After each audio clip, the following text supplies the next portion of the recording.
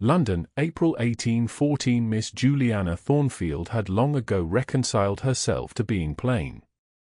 Not homely, mind you, merely unremarkable. At 23, she possessed neither the alabaster complexion that society favored nor the golden curls that gentlemen seemed to find so captivating. Instead, she had been blessed with a riot of dark auburn hair too untamed to be fashionable, intelligent grey eyes that betrayed her thoughts too readily, and a figure that was decidedly average. She had overheard the whispers at balls, the casual dismissals from matrons, and the pointed observations about her interesting features. A pity about the Thornfield girl, they would say. Clever, of course, but no one wants a blue-stocking for a wife. Juliana had constructed a fortress of pragmatism around her heart. She believed, with absolute certainty, that marriage was merely a practical arrangement in which beauty was currency and love was a frivolous luxury she could not afford. If she were to marry at all, increasingly doubtful with each passing season, it would be to a sensible gentleman who valued her modest dowry and her capability to run a household.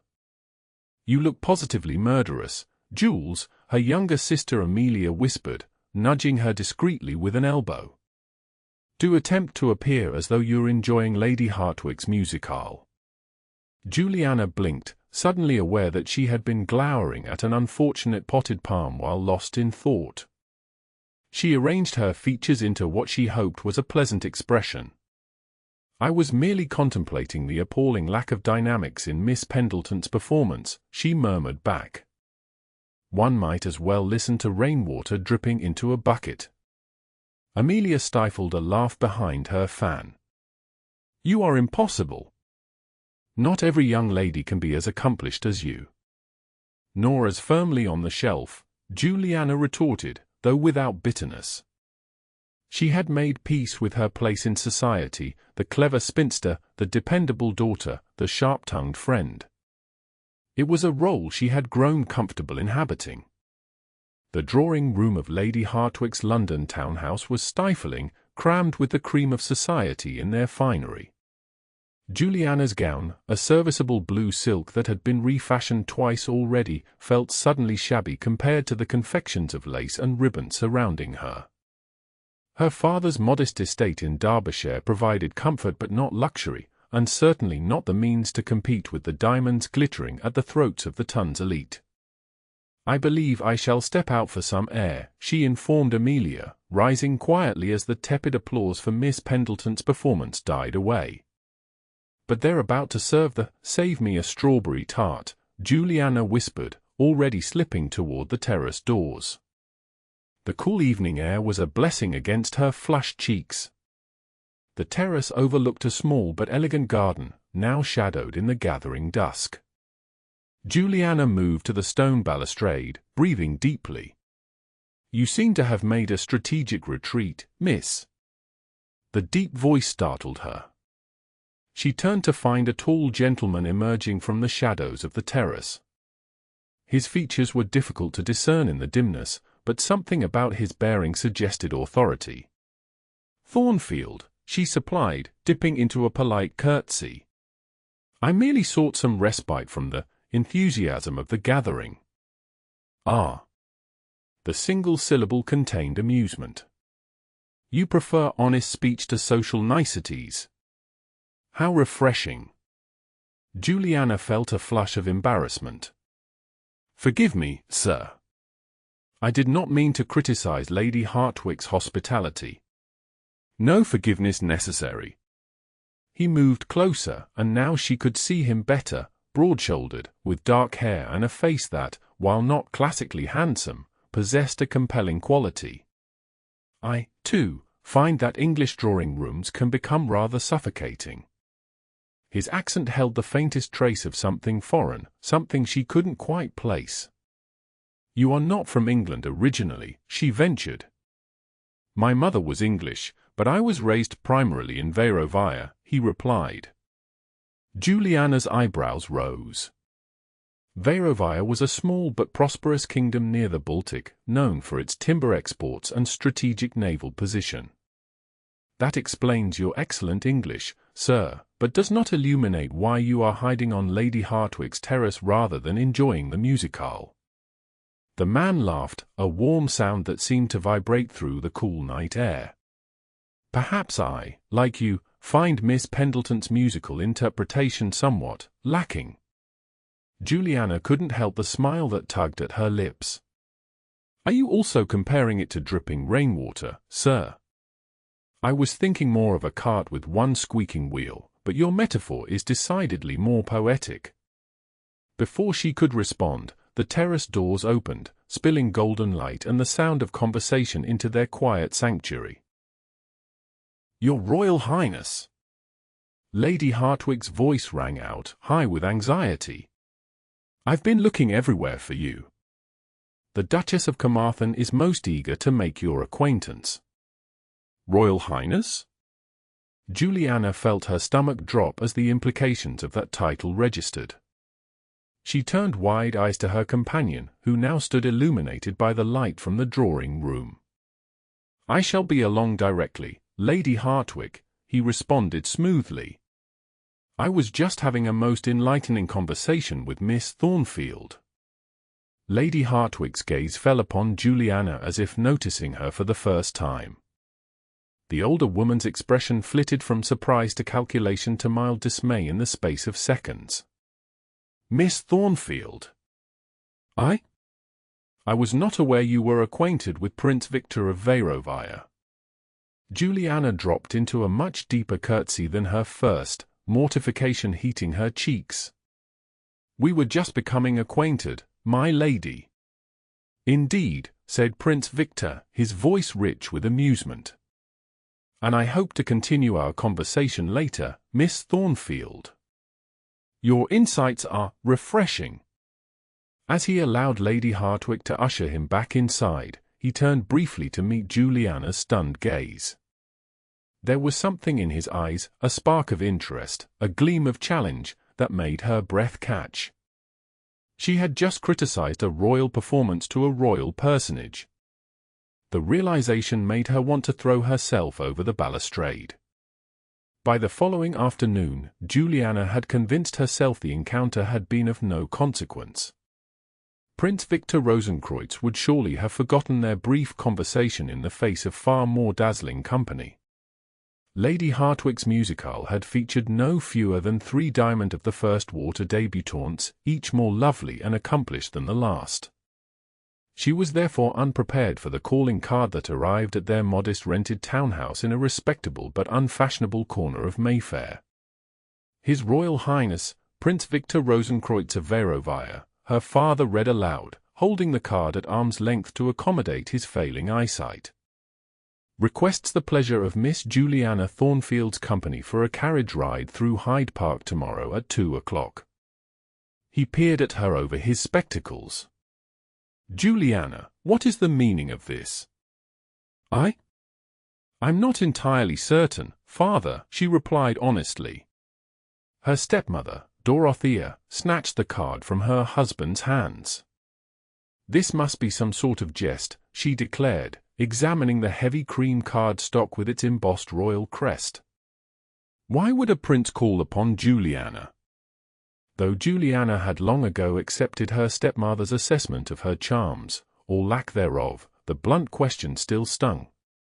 "I met His Royal Highness briefly at Lady Hartwick's musicale," she explained. "We exchanged perhaps 10 sentences about the quality of the performances. And that prompted a royal invitation." Her father looked bewildered. "Most unusual." Dorothea's eyes narrowed with sudden calculation.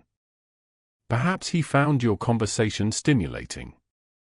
They say these foreign princes are often well-educated and value intellectual discourse." She paused, then added with forced casualness, "You must accept, of course." "I hardly think," Juliana began. "Think of your sister," Dorothea interrupted. A connection to royalty could do wonders for Amelia's prospects.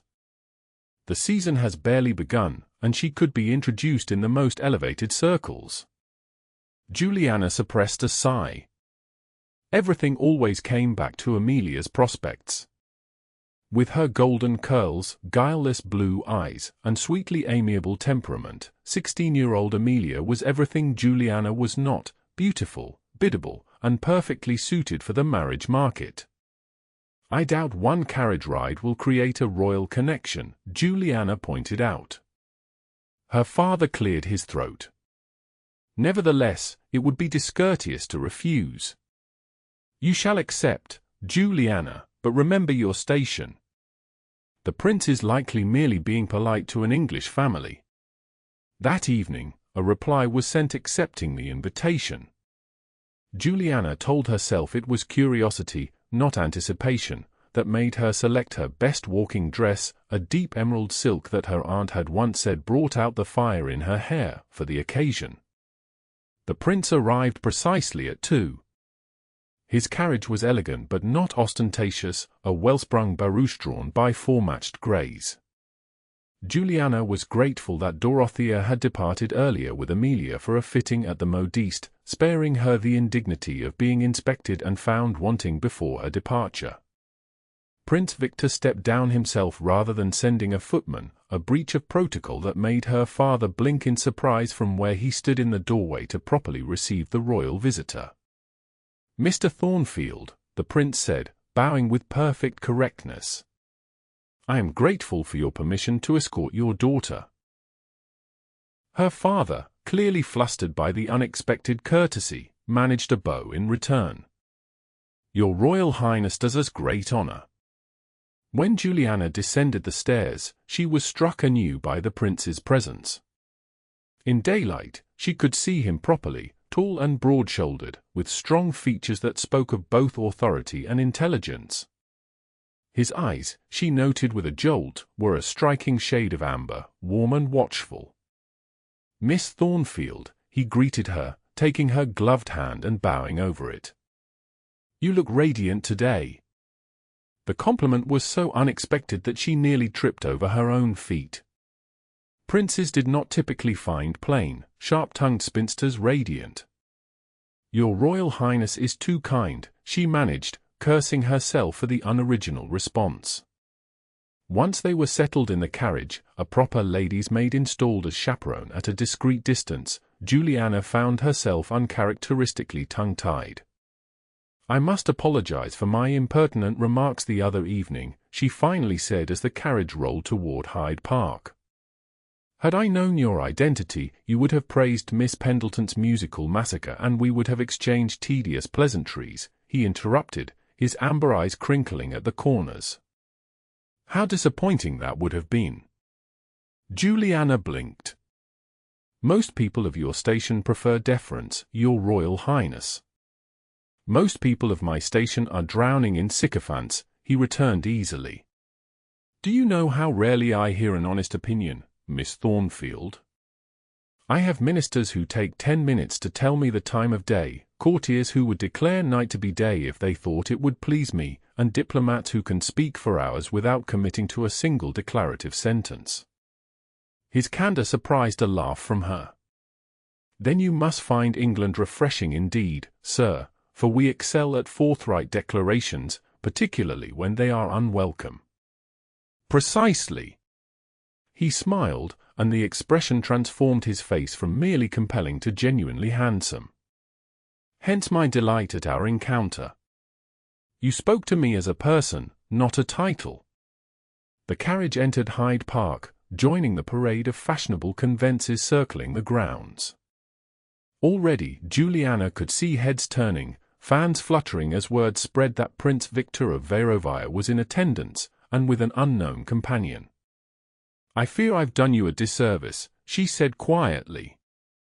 "By tomorrow, the gossips will be speculating about your mysterious companion." "Let them speculate," he replied with a dismissive gesture. "I find the ton's obsession with status and appearance tedious in the extreme." "Easy to say when one is at the pinnacle of both," she observed, then winced at her own forthrightness. Rather than taking offense, he laughed again. "Touché, Miss Thornfield. But while I cannot deny the privileges of my birth, I can assure you that royal status brings its own particular confinements. His expression sobered. Every royal marriage is first a political arrangement, every friendship a potential alliance, every conversation a diplomatic negotiation. The simple honesty in his voice touched her unexpectedly. Here was a man who, despite his exalted position, understood something of constraint, of living within boundaries not entirely of one's own choosing. "That sounds remarkably isolating," she said quietly. His gaze met hers, and for a moment, something electric passed between them, a recognition, perhaps, of kindred spirits despite their vastly different circumstances. "It can be," he acknowledged. "Which is why I value genuine conversation all the more." He paused, then asked, "Tell me, Miss Thornfield, what occupies your mind when you're not critiquing musical performances or taking air on terraces?" The simple, direct question, asked with what seemed like genuine interest, caught her off guard. "Books, primarily," she admitted. "I have an unfortunate habit of reading everything I can find, from Greek philosophy to Gothic novels, much to my stepmother's dismay. She claims it makes me argumentative." "Does it?" he asked, eyes twinkling. "Possibly," she conceded. "Though I prefer to think it makes me informed." "And what else?" "Surely literature is not your only pursuit." Juliana hesitated. Most gentlemen quickly tired of female opinions, especially on subjects deemed inappropriate for feminine minds. "I have an interest in astronomy," she said cautiously. "My late mother's brother left me his telescope when I was 12. On clear nights in Derbyshire, I map the stars." Instead of the polite disinterest she expected, the prince leaned forward eagerly. "Truly?" "I maintain an observatory at my summer palace. The view of the northern skies from Verovia is extraordinary." For the remainder of their drive, they discussed celestial bodies, recent astronomical discoveries, and the best methods for calculating planetary orbits. Juliana found herself forgetting she was speaking to royalty, forgetting the curious glances from passers-by, forgetting even her own firmly held beliefs about her place in society. When the carriage finally returned her to her doorstep, she was surprised to find nearly 2 hours had passed. "I've monopolized far too much of your time, Your Royal Highness," she said as he handed her down from the carriage. "Victor," he said quietly. "When we are not surrounded by the ton, I would be honored if you would call me Victor." Juliana felt a flutter of something dangerous in her chest. "That would be most improper." "Then we shall be improper together," he replied with that same transformative smile. "For I intend to call on you again, Miss Thornfield. Perhaps we might visit the Royal Observatory at Greenwich? I understand they have acquired a new transit instrument." She should refuse. She should remember her place, remember that princes did not court plain, outspoken spinsters with modest dowries and unfashionable interests. She should protect her heart from the inevitable disappointment. Instead, she heard herself say, "I would like that very much." As his carriage pulled away, Juliana stood motionless on the doorstep, trying to make sense of what had just occurred. It was only when she caught sight of her reflection in the hallway mirror that she paused, startled.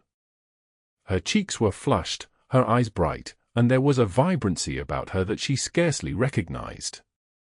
For the first time in years, Juliana Thornfield looked alive. A royal suitor? For Juliana? Lady Penrose's voice carried across the ballroom despite her attempt at a whisper. Impossible.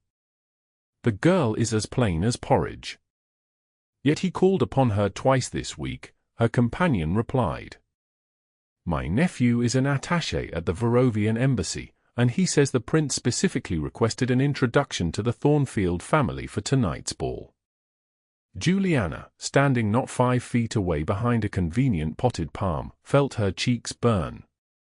She had known attending the Carrington ball would subject her to scrutiny, but the blatant disbelief at Prince Viktor's attention was still humiliating.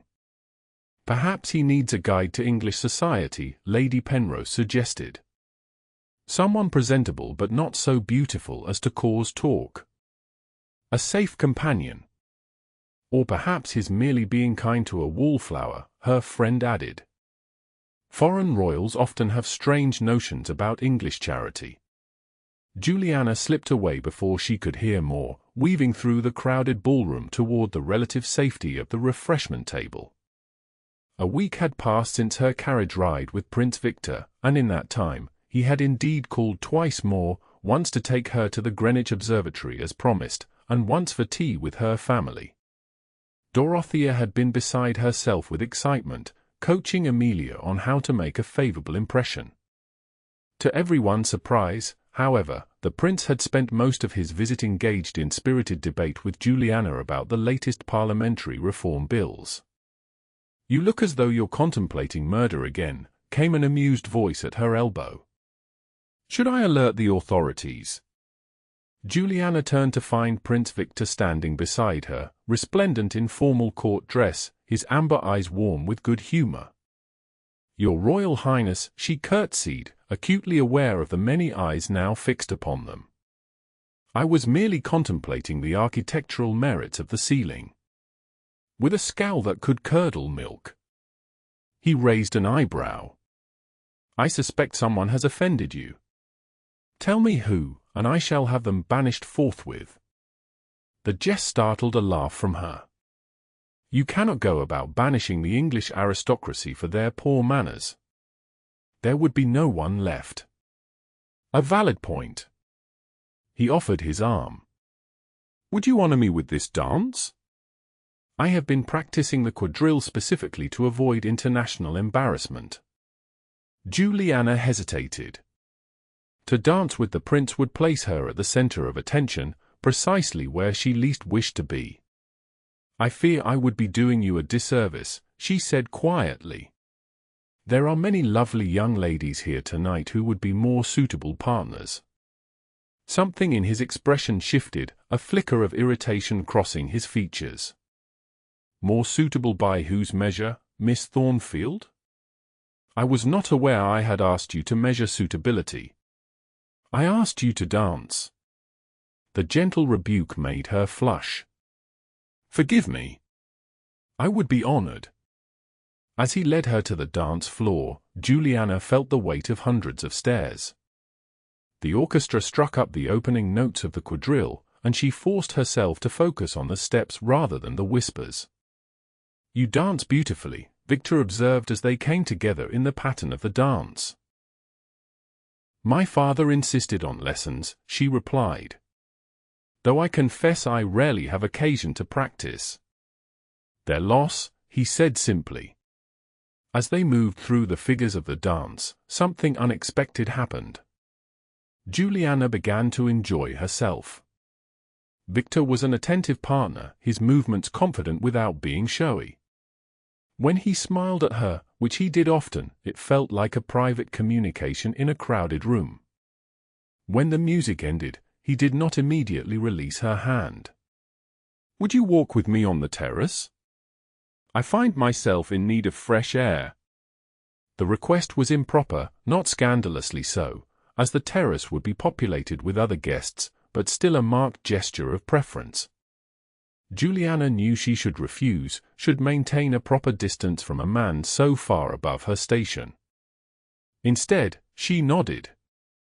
The terrace was indeed occupied, but as they appeared, couples mysteriously found reasons to drift back inside, leaving them in relative privacy. "I leave for Verovia in a fortnight," Viktor said without preamble. Juliana felt a sharp pang of disappointment that she immediately tried to suppress. "I hope your visit to England has been pleasant, Your Royal Highness." "Viktor," he reminded her gently. "And yes, unexpectedly so." He paused, then added, "I would like to correspond with you after my departure." She blinked in surprise. "Correspond?" "Exchange letters," he clarified with a hint of teasing. "Share thoughts." continue our conversations across the distance. I know what correspondence is, she retorted, momentarily forgetting herself. I merely question the wisdom of it. Why? Because society has decided you are not worthy of royal attention. His voice had grown serious, almost stern. Miss Thornfield, Juliana, I have met dozens of eligible young women during my stay in England. Many were beautiful, accomplished, and impeccably connected. I'm aware of my deficiencies, she said stiffly. No, he cut her off with unexpected vehemence. You are aware of what others have told you are deficiencies. You have allowed the tongue to define your worth. The accusation stung because it contained a grain of truth. Juliana had indeed internalized society's assessment of her, had built her defensive walls accordingly. And you, she challenged, finding her voice, have you not allowed your birth to define you? Royal marriages are political arrangements, you said so yourself. A shadow crossed his face. Yes. And that is why I find myself at a crossroads. He turned to face her fully. I came to England partly to escape the pressure of an arranged marriage to the Princess of Saxe-Coburg. My counsel insists the alliance is necessary for Verovia's security. Juliana felt as though the ground had shifted beneath her feet. Of course there was a princess. There was always a princess for men like Viktor. Then you should honor your duty, she said, proud of how steady her voice remained despite the sudden hollow feeling in her chest. My duty is to my country, he agreed. But my duty as a ruler is also to be a man of integrity and conviction. How can I negotiate treaties and alliances with honor if I cannot even be honest in matters of my own heart? What are you saying? She asked, afraid to hope. Viktor took her gloved hand in his. I am saying that in you, I have found something unexpected.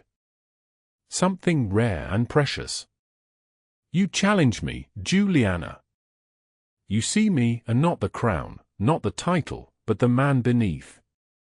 His eyes held hers, intense and unwavering. I cannot offer you promises yet, not until I have addressed my obligations at home. But I ask for the chance to write to you, to maintain our connection while I resolve these matters. It was not a declaration of love. It was not even a promise of future courtship. It was merely an acknowledgement of possibility, of potential.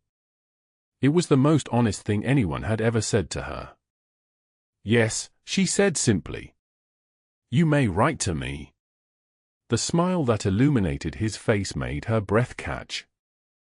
Then I shall eagerly await your replies, Miss Thornfield. He lifted her hand and pressed a kiss to her knuckles, properly, through her glove, but with a warmth that seemed to burn through the fabric. As they returned to the ballroom, Juliana caught a glimpse of their reflection in the tall mirrors lining the wall. For once, she did not see a plain, unremarkable woman. Instead, she saw someone with flushed cheeks and bright eyes, someone standing tall beside a prince who looked at her as though she were precious. Perhaps, she thought with a flutter of hope, she had been measuring her worth by the wrong standards all along. Over the next 2 weeks, Juliana saw Prince Viktor nearly every day. They attended lectures at the Royal Society, explored the British Museum, and walked in the less fashionable parks where they might converse without constant interruption. He dined twice more at the Thornfield residence, charming her father with discussions of Verovian timber exports and even managing to coax a reluctant smile from Dorothea, who had resigned herself to the inexplicable royal interest in her plain stepdaughter. On the eve of his departure, Viktor invited the entire Thornfield family to a small dinner at his rented Mayfair mansion. A diplomatic gesture, Juliana told herself as she dressed with unusual care in a new gown, a gift from her father, who had been mysteriously flush with funds of late. The deep burgundy silk complemented her coloring in a way her usual serviceable blues never had. You look beautiful, Jules, Amelia said sincerely as they prepared to depart. like one of those Renaissance paintings of autumn. Juliana smiled at her sister. Despite Dorothea's initial hopes, Viktor had shown Amelia nothing but brotherly kindness, treating her with the same affectionate indulgence he might show a younger sister. Far from being disappointed, Amelia had confided that she found the prince terribly handsome but frightfully intellectual. "Your gown is lovelier," Juliana insisted, admiring Amelia's pale blue creation with its delicate silver embroidery. "But I don't make it come alive the way you do yours," her sister replied with unexpected insight. "When Prince Viktor looks at you, Jules, it's like watching someone discover a treasure." Juliana felt her cheeks heat. "Don't be fanciful. The prince and I share intellectual interests, nothing more." Amelia merely smiled knowingly. The dinner was intimate by royal standards, only 20 guests, including several diplomats, a cabinet minister and his wife, and the Verovian ambassador. Juliana found herself seated at Viktor's right hand, a position of honor that caused several raised eyebrows among the assembled company. Throughout the sumptuous meal, Viktor engaged her in conversation, seemingly oblivious to the curious glances they received. They discussed everything from Verovian folklore to the latest developments in steam engine technology, their conversation flowing with the ease of long acquaintance. After dinner, when the gentlemen would traditionally withdraw for port and cigars, Viktor broke with protocol by suggesting the entire party adjourn to the music room. "Miss Amelia Thornfield has graciously agreed to perform for us," he announced. Amelia, who possessed genuine musical talent, played and sang beautifully. When she finished, Viktor applauded warmly, then turned to Juliana with mischief in his eyes. "Miss Thornfield, I understand from your sister that you also play." Juliana shot a betrayed look at Amelia, who merely smiled innocently. "I play very little, and very ill," she demurred. "Nonsense," her traitorous sister called. "Juliana composes her own music. She's terribly modest about it." Before she could protest further, Viktor was leading her to the pianoforte. "Please," he said quietly, "for her ears alone. I leave tomorrow, and I would carry the memory of your music with me." How could she refuse him when he looked at her like that? Resigned, Juliana took her seat at the instrument. Rather than attempting a showy piece beyond her technical abilities, she began to play one of her own compositions, a simple, haunting melody that she had written during the long Derbyshire winters while gazing at the stars. She lost herself in the music, forgetting her audience, forgetting her insecurities. The piece spoke of longing, of questions asked of the night sky, of possibilities glimpsed but not yet grasped. When the final notes faded, there was a moment of silence before the applause began. Juliana looked up to find Viktor watching her with an expression of such naked admiration that her breath caught. "That was exquisite," he said, voice husky with emotion. "What is it called?" "It doesn't have a name," she admitted. "It's just something I play when I'm thinking." "Then I shall call it Juliana's Contemplation and remember it always." The evening progressed with conversation and more music, but Juliana felt as though she were moving through a dream. Tomorrow, Viktor would leave for Verovia. Their brief interlude, whatever it had been, would end, replaced by letters that might or might not lead to anything more. As the guests began to depart, Viktor drew her aside into a small antechamber off the main hall. It was not entirely proper, but with the door ajar and servants passing frequently, it was not scandalously improper either. "I have something for you," he said, reaching into his pocket. He withdrew a small box of tooled leather. "A parting gift." Juliana opened it to find a delicate silver pendant in the shape of a star, suspended on a fine chain. Tiny diamonds studded its points, catching the light. "Viktor," she breathed, forgetting titles in her surprise. "It's beautiful, but I cannot accept, please," he interrupted. "It is not a royal gift or a costly jewel. It is a star to remind you of our conversations, of the connection we share. His amber eyes were intense. When I look at the night sky in Verovia, I shall think of you mapping the heavens in Derbyshire. Juliana felt tears threatening. I have nothing to give you in return. You have given me more than you know, he replied softly. In a world where I am surrounded by people who see only my title, you have seen me. He took her hand, his thumb tracing circles on her palm through her glove. I must resolve my obligations in Verovia, he said, his voice low and serious. The entanglement with Saxe-Coburg, the demands of my counsel. But I want you to know that I will return to England. Your Royal Highness, she began, retreating to formality as a defense against the emotions threatening to overwhelm her. Victor, he corrected gently. Always Victor to you, Juliana. Victor, she conceded, the name still foreign on her tongue. You must not make promises you cannot keep. I am a realist. I understand the demands of your position. Do you? He stepped closer. Then understand this, I have never met anyone like you. Someone who challenges me, who makes me laugh, who sees the world with such clarity and intelligence. His voice dropped lower. Someone who makes me forget I am a prince and remember I am a man. Before she could respond, he leaned forward and pressed his lips to hers, a brief, chaste kiss, but one that sent shockwaves through her entire being. Wait for my letters, he whispered against her mouth. And know that I will return. Then he stepped back, composure restored as if the momentary lapse into intimacy had never occurred. Come, he said, offering his arm. I must bid your family good night properly.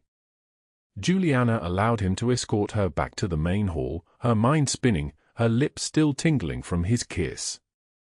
It had been a perfect fairy tale fortnight, but fairy tales, she reminded herself sternly, were fictions created to entertain children. Real life was far more complicated, especially for princes. True to his word, Victor's first letter arrived 3 weeks after his departure. It was delivered not by regular post but by diplomatic courier, its heavy cream envelope bearing the royal seal of Verovia. Juliana's hands trembled as she opened it in the privacy of her bedchamber. My dear Juliana, I write to you from my study in the royal palace of Ivangrad, where the spring weather is capricious and the politics even more so. My return has been met with a flurry of activity, council meetings, diplomatic receptions, and endless reports requiring my attention. Yet in the quiet moments between obligations, my thoughts inevitably turned to England, specifically, to a terrace where a forthright young woman dared to compare a duchess's musical performance to dripping rainwater. How I miss your honesty, your wit, your perspective. The palace is filled with courtiers who have elevated agreement to an art form. I find myself longing for someone to challenge me, to question my assumptions, to engage in spirited debate rather than deferential acquiescence. I have begun negotiations with Saxe-Coburg regarding our alliance. I will not burden you with political details, but I am cautiously optimistic that mutually beneficial trade agreements might substitute for matrimonial ones. My chief minister, Count Valentin, thinks me mad for jeopardizing a strategic marriage alliance, but even he cannot deny the economic advantages of the alternative I've proposed. My observatory has been neglected in my absence. Last night, I climbed its winding stairs and trained the telescope on the stars above Derbyshire. While I realized the scientific impossibility of seeing across such distance, I indulged in the fancy that perhaps you were gazing at the same constellation at that very moment. The silver star, do you wear it? I hope it serves as a reminder of our conversations, of the connection that formed so unexpectedly between us. I eagerly await your reply. Tell me of London society, of your family, of your thoughts on the latest astronomical journal, which I've taken the liberty of having sent to your address. Tell me anything that occupies your mind, for your perspective enriches my understanding of the world. With warmest regards. Viktor. Juliana pressed the letter to her heart, overwhelmed by emotion she dared not name. It was everything she could have hoped for, thoughtful, personal, and genuine. Most importantly, it suggested that their connection had not been merely a diplomatic dalliance but something he truly valued. She spent 3 days composing her reply, writing and discarding multiple drafts before settling on one that balanced honesty with propriety, intelligence with warmth. Thus began a correspondence that sustained her through the remainder of the London season. While Amelia danced and flirted her way through balls and routs, collecting admirers with effortless charm, Juliana found herself mysteriously content to observe from the sidelines, secure in the knowledge that Viktor's next letter was likely already en route. Their exchanges grew increasingly personal as the weeks passed. Viktor shared his concerns about Verovian economic reforms, his frustrations with court intrigues, his memories of a childhood divided between royal obligations and ordinary boyish desires. Juliana, in turn, told him of her love for Derbyshire's wild landscapes, her struggles with her stepmother's expectations, her dreams of someday publishing astronomical observations under a male pseudonym. In early June, an unexpected invitation arrived for the Thornfield family, a request to attend the wedding of Lady Caroline Hartwick, daughter of the same Lady Hartwick whose musical had first brought Juliana and Viktor together. "How curious," Dorothea remarked, examining the invitation with suspicion. "We are barely acquainted with the Hartwicks." Mr. Thornfield adjusted his spectacles. "Perhaps they are merely being polite, my dear. We did attend their musicale." Or perhaps, Amelia suggested with a significant glance at Juliana, they are curious about the plain Miss Thornfield who captured a prince's attention. Juliana flushed. "Don't be absurd. The prince and I are merely correspondents. Correspondents whose letters arrive via diplomatic pouch, sealed with royal wax," her sister teased. "Entirely ordinary." Despite her protests, Juliana found herself oddly eager to attend the wedding. Society events had become more tolerable now that she no longer measured her worth by the ton's estimation. Moreover, Viktor's last letter had mentioned his possible return to England for a diplomatic conference in late June, and she found herself scanning every crowded room with hopeful eyes. The Hartwick wedding was a lavish affair, held at St. George's, Hanover Square, with a reception to follow at their Mayfair residence. The Thornfields arrived fashionably late, slipping into seats near the back of the church. Throughout the ceremony, Juliana felt an odd prickling sensation between her shoulder blades, as though someone were watching her. Twice she turned, scanning the assembled guests, but saw no one paying her particular attention. At the reception, the feeling persisted. She circulated dutifully with her family, exchanging pleasantries with acquaintances who seemed far more interested in her than they had been before her association with Viktor became known.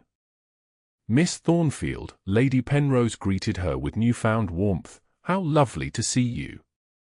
I understand you maintain a correspondence with Prince Viktor. How stimulating that must be for you." The condescension was thinly veiled, but Juliana merely smiled. "Indeed, Lady Penrose. His Royal Highness and I share many intellectual interests." "How unusual," the older woman replied, clearly fishing for details. "One would think a prince would be occupied with affairs of state rather than intellectual pursuits with English spinsters." Before Juliana could respond, a cultured voice spoke from behind her. "On the contrary, Lady Penrose, affairs of state are precisely why intelligent conversation is so valuable to those in positions of power." Juliana whirled around, her heart leaping at the familiar voice. Viktor stood there, more handsome than her memory had preserved, his amber eyes warm with amusement. "Your Royal Highness!" Lady Penrose dropped into a deep curtsy. "We had no idea you had returned to London." "A brief visit for diplomatic purposes," he replied smoothly, his gaze never leaving Juliana's stunned face. I arrived only yesterday. Juliana managed a curtsy of her own, though her knees felt peculiarly unstable. Your Royal Highness. This is an unexpected pleasure. Is it? His eyes twinkled with mischief. I believe I mentioned the possibility of a June return in my correspondence. You did not mention attending the Hartwick wedding, she countered, forgetting protocol in her surprise. A last-minute invitation, he explained.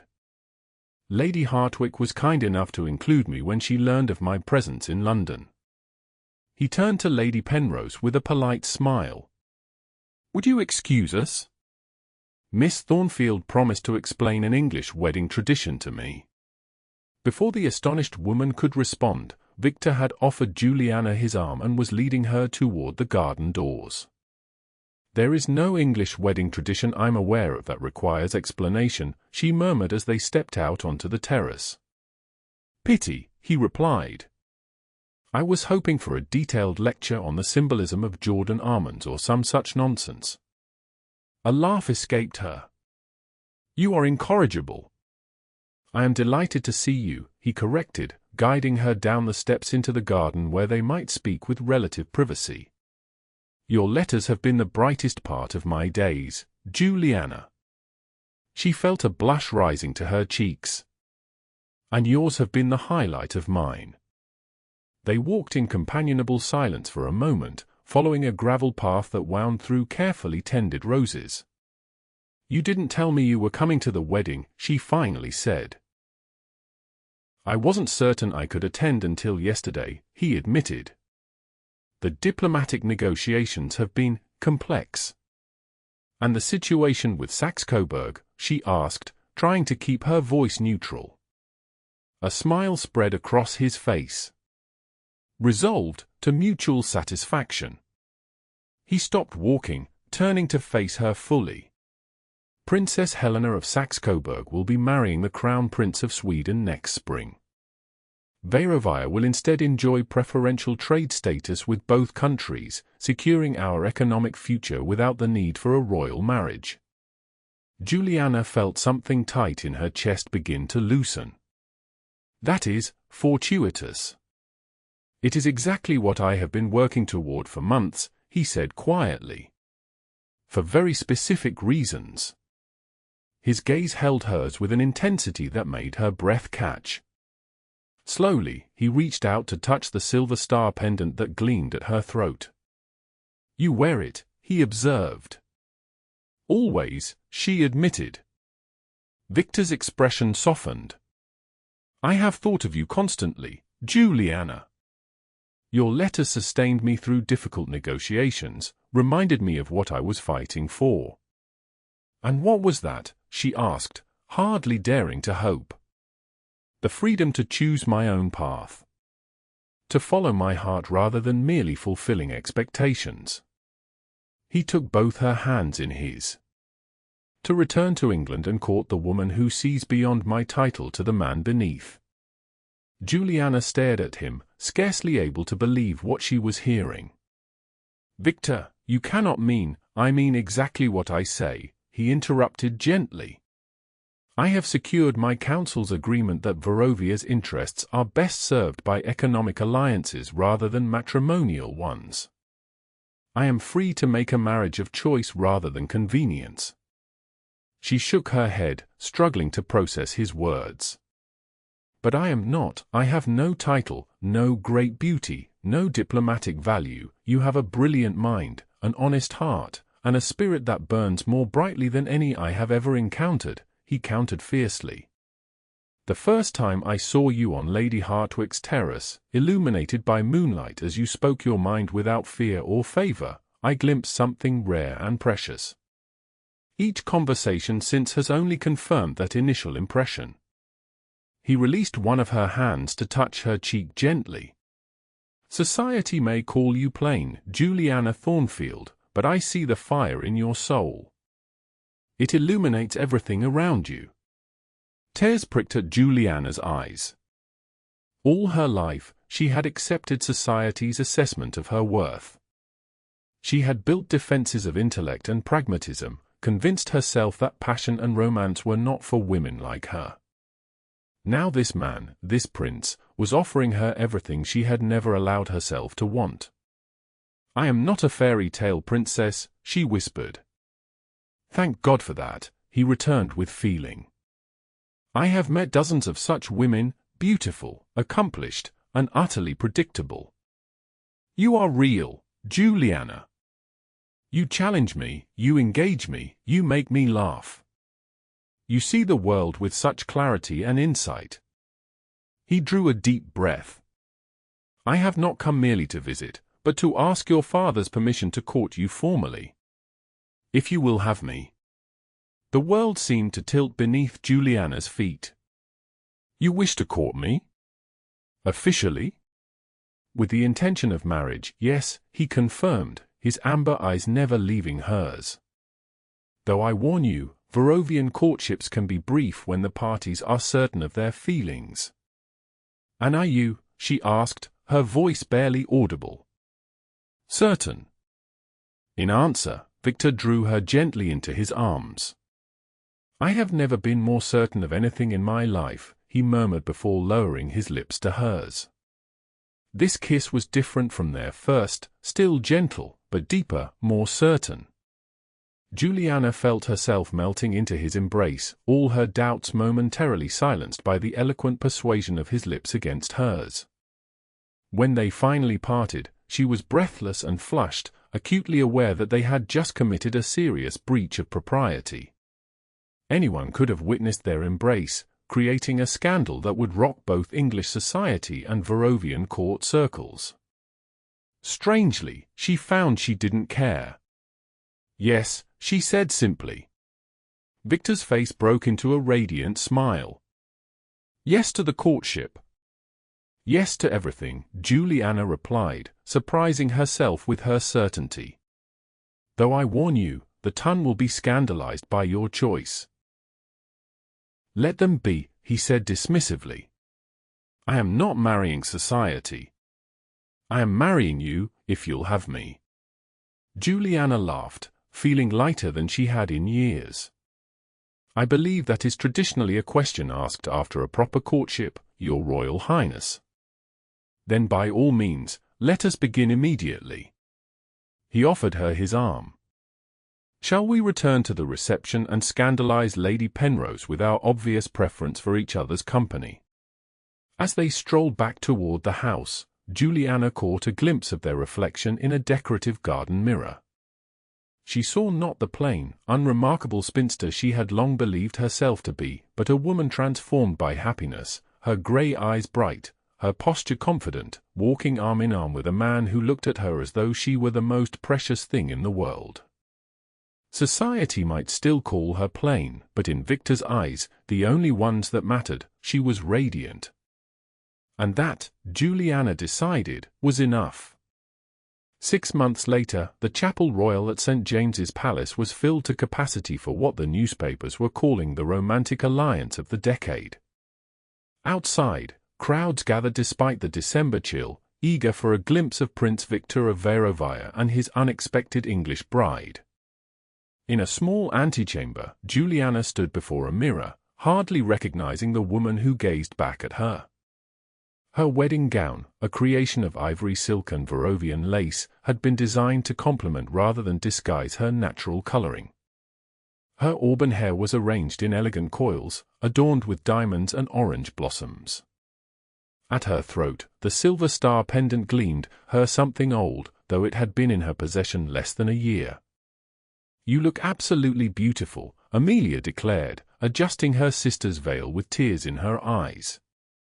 "Don't cry," Juliana warned, feeling dangerously emotional herself. "If you start, I shall follow, and then Viktor's first sight of his bride will be of a red-nosed, puffy-eyed disaster." "He would think you beautiful regardless," her sister replied with certainty. "He looks at you as though you've hung the moon and stars." The past months had been a whirlwind. After obtaining Mr. Thornfield's stunned but delighted blessing, Viktor had courted Juliana with single-minded devotion. They had divided their time between London and Derbyshire, where Victor charmed the local gentry and spent hours with Juliana at her telescope, mapping constellations and planning their future. The announcement of their engagement had indeed scandalized society for approximately a week, until the next sensation diverted attention. By then, even the most critical voices had been silenced by the obvious devotion between the prince and his chosen bride. Dorothea, initially speechless with disbelief, had quickly adapted to the notion of a royal connection. Mr. Thornfield had been quietly proud, confiding to Juliana that her mother would have been delighted by her happiness. Now, as the music swelled in the chapel beyond the antechamber doors, Juliana took a final deep breath. "Ready?" her father asked, offering his arm. "Yes," she replied with certainty. "More ready than I've ever been for anything."